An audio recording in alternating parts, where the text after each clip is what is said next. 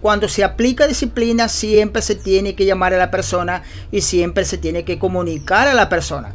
No puede ser posible de que se tome un asunto de un acto disciplinario autoritario, en el sentido que solamente es él o ella la que toma el rol de disciplinar a alguien sin comunicarlo. Muchas veces se toma acciones y actitudes para la hora de disciplinar a alguien de una manera anónima, en el sentido de que no le comunican al disciplinado que está bajo disciplina, no le indican los motivos, no se acercan a conversarle, no se acercan a comunicarle el motivo, el por qué están poniendo a esta persona, o sea, cuál es la actitud, cuál es la acción, cuál es el comportamiento del miembro de la congregación, el por qué ellos están tomando ciertos actos disciplinados sobre esa persona. Entonces, lamentablemente, muchas personas están bajo disciplina que ni ellos mismos saben que están bajo disciplina. Solamente el hecho de porque son personas que le privaron todos los derechos que tienen dentro de la congregación a la hora de participar en ciertas actividades eclesiásticas. Entonces ya para ellos están bajo disciplina y ellos bien ni enterados que están bajo disciplina. Entonces, una de las cosas que uno tiene que tener muy claro es que a la hora de tomar o aplicar actos disciplinarios sobre un creyente en la congregación, la disciplina tiene que ser consensuada, tiene que ser una decisión tomada con sabiduría, que no te excedas en el lado emocional, que no te excedas en tus pasiones de una manera descontrolada y apliques exageración a la hora de aplicar disciplina, porque no te olvides de que el creyente que recibe disciplina es una persona que tiene que ser disciplinada bajo misericordia, tratarse como que si fueras tú mismo, con amor, tratando de que esa persona se mantenga firme y se quede cumpliendo, asumiendo la responsabilidad por la actitud, el comportamiento, siempre y cuando tú se lo comuniques.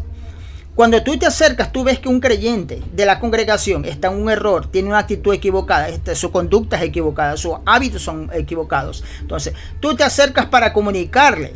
Cuando tú le comunicas, lo sientas a esta persona, le comunicas qué es lo que está pasando con esa persona y por qué estás tomando ciertos actos disciplinatorios sobre ello. Entonces, esta persona va a comprender, esta persona las va a aceptar y esta persona va a pasar el momento de disciplina. Pero si tú no te acercas, no se lo comunicas, es obvio que esa persona va a tomar otra actitud porque le estás poniendo bajo disciplina sin habérselo comunicado.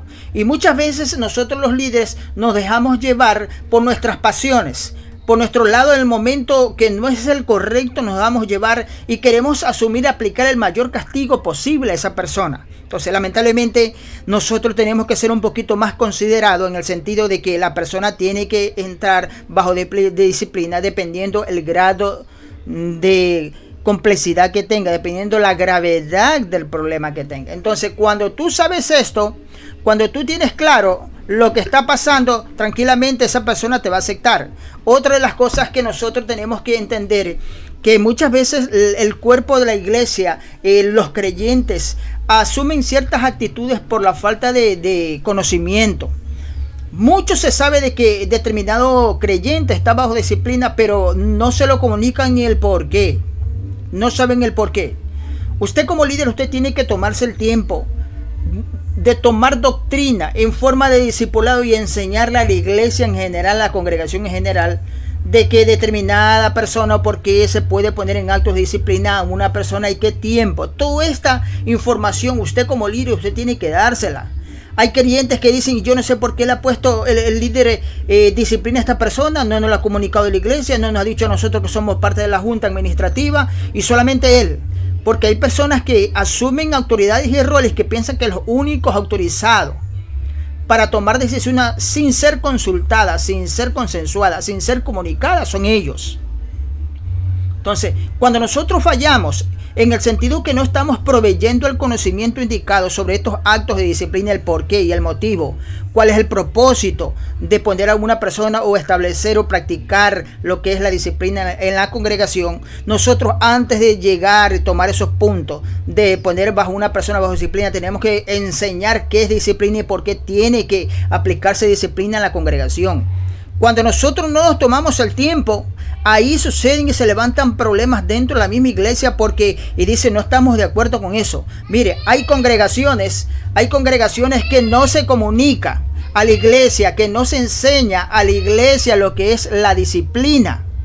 Y ahí es el error que se falla. Nosotros como líderes, usted como líder de su congregación, usted tiene que tomarse el tiempo de enseñarle a la grey o a la congregación de el por qué se tiene que poner bajo disciplina a alguien y por qué se practica en la iglesia, en la congregación, disciplina.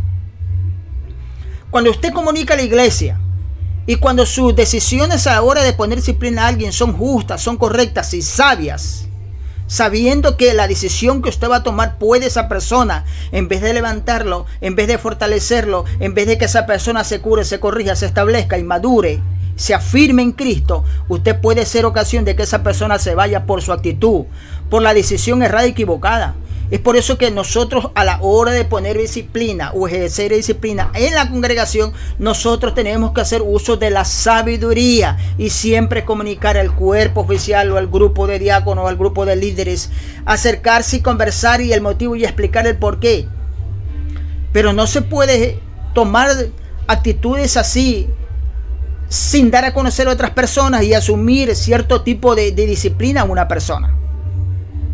Mire, yo sé que de pronto usted no ha notado, pero cuando un miembro de una congregación es bajo puesto de disciplina, toditos, la gran mayoría de las personas que se enteran y que saben que determinado hermano está en disciplina, se alejan. Son cosas que yo le he vivido, son cosas que yo le he pasado y yo sé que la gran mayoría de ustedes y aún de las congregaciones, hermanos, cuando se entera, fulano de tal, está en pecado, está bajo disciplina, en vez de usted acercarse, en vez de usted orar por él, aconsejarlo, motivarlo, animarlo, darles palabras de ánimo, porque a eso fuimos nosotros llamados, a darles palabras de ánimo, a considerarnos como si fuéramos nosotros mismos. El apóstol Pablo dice que nosotros que somos maduros debemos restaurarle al que está débil con mansedumbre, considerándonos nosotros mismos. Pero muchas veces nosotros por la ignorancia no aplicamos estos principios bíblicos y lo primero que hacemos es como hicieron los discípulos cuando Jesús fue arrestado en el monte Getsemaní. Todo lo abandonan. Y esas actitudes son las que nosotros tenemos que corregir en la congregación. Y es por eso que este principio tiene que ser enseñado, que la disciplina se aplica para mantener un orden, pero que también nosotros tenemos que aprender de que nosotros tenemos que acercarnos al disciplinado más, no alejarnos de él. Y nosotros asumimos esas ciertas actitudes y tomamos esas acciones en alejarnos, en separarnos de él, como que esa persona tuviera lepra, como que esa persona tuviera una enfermedad contagiosa. Y no es así, amados hermanos. Cuando nosotros nos retiramos o nos alejamos de la persona que está siendo disciplinada, le estamos ocasionando daños espirituales, le estamos ocasionando daños emocionales cada vez que usted asume una actitud en su ignorancia de alejarse o de apartarse o de ya no acercarse a esa persona. Mire, hay hermanos en Cristo que son bien unidos, que comparten, que son compañeros de evangelismo, de alabanza, de muchas actividades dentro de la congregación. Pero cuando esa persona es puesta en disciplina, usted es que es su amigo, usted le corta el habla y ya no lo visita, ya se aleja. Y por eso que a veces que le comparto que a veces tomamos esa actitud de los discípulos cuando el maestro fue arrestado. Que en vez de estar ahí, nos alejamos todito, no lo conozco, no sé quién es. Esas actitudes, amados hermanos, con la persona que está pasando por ese tiempo de disciplina por algún error que él ha cometido, en vez de acercarnos, nosotros nos alejamos. Y yo te pregunto algo, cómo tú crees que esa persona se va a sentir? Que todos aquellos que cuando tú llegabas le decían, amado hermano, hermana, Dios le bendiga, y caminaban juntos, ahora ya se ha vuelto un extraño, como que tuvieras sarna, como que tuvieras lepra, como que tuvieras una enfermedad contagiosa como el COVID, que no te puedes acercar a esa persona porque el hecho de que está en disciplina. Esos son errores, amados hermanos, esos son malas actitudes y a veces entiendo que es por el producto de la ignorancia, del falto de conocimiento sobre lo que es las acciones de disciplina dentro de la congregación. Y es así, porque a veces nosotros pensamos que somos mejores que determinada persona, a veces nosotros pensamos que somos mejores que ellos, y que ellos fueron los que cayeron por débil porque no oraban, o pecaron porque estaban haciendo las cosas mal. Y no nos consideramos nosotros mismos, porque así como van ellos, también podemos nosotros caer, también podemos cometer errores, y también tenemos que pasar bajo disciplina. Entonces, ¿cómo se siente esa persona que ya no ve ese grupo de compañerismo que había, que ya no ve esa hermandad? que ya no se acercan a saludarte, que no te involucran en las actividades.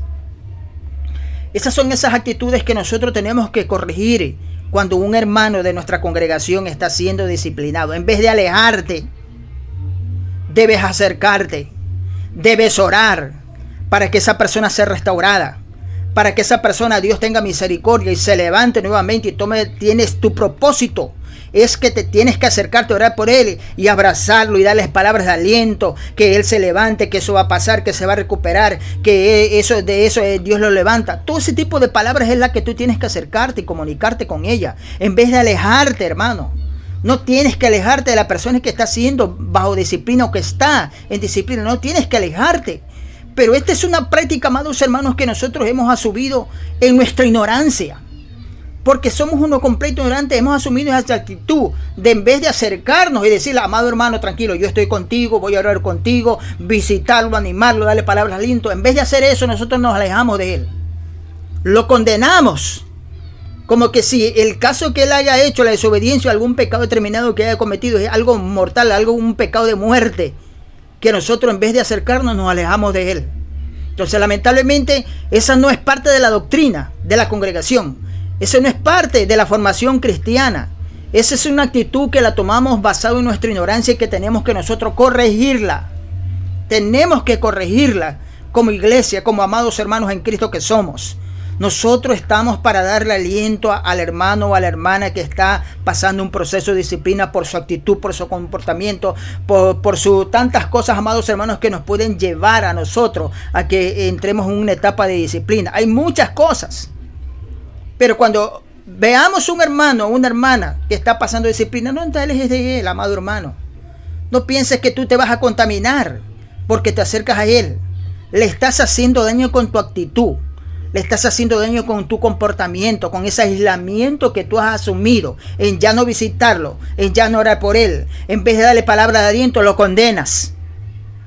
Porque esas son otras las cosas erradas, irreprochables en nosotros los creyentes cuando nos alejamos, cuando vemos que un creyente está siendo de nuestra congregación, está bajo disciplina. En vez de darle palabras de aliento, hermano, lo condenamos y lo rechazamos. Y comenzamos a cuestionarlo, amado hermano, diciendo, no, si es que cayó, es que estaba débil en la fe, es que no estaba orando, es que no ayuna, es que no vigila, es que no está lleno del Espíritu, por eso ha caído. ¿Quién eres tú? ¿Quién somos nosotros para condenar a un hermano que ha caído? ¿Quién somos nosotros, amados hermanos, para señalar a una persona que en su debilidad cometió determinado error o comportamiento o actitud? ¿Quiénes somos nosotros? Nosotros no somos mejores que nadie. Y en vez de alejarnos, nosotros tenemos que acercarnos, nosotros tenemos que hacerle sentir el verdadero amor y la verdadera hermandad que hay en Cristo Jesús a ese hermano, a esa hermana que está pasando ese proceso de disciplina. Somos todos los llamados a restaurar al hermano, no solamente el líder. Dios el restaura, amado hermano.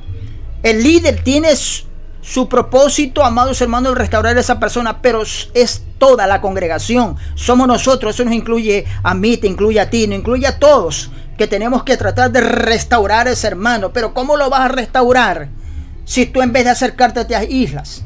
¿Cómo lo vas a restaurar si en vez de darles palabras de aliento, de fortaleza, tú lo señalas, lo condenas, lo criticas? ¿Cómo lo vas a restaurar? Tenemos que cambiar esa actitud, ese comportamiento que tenemos hacia el disciplinado.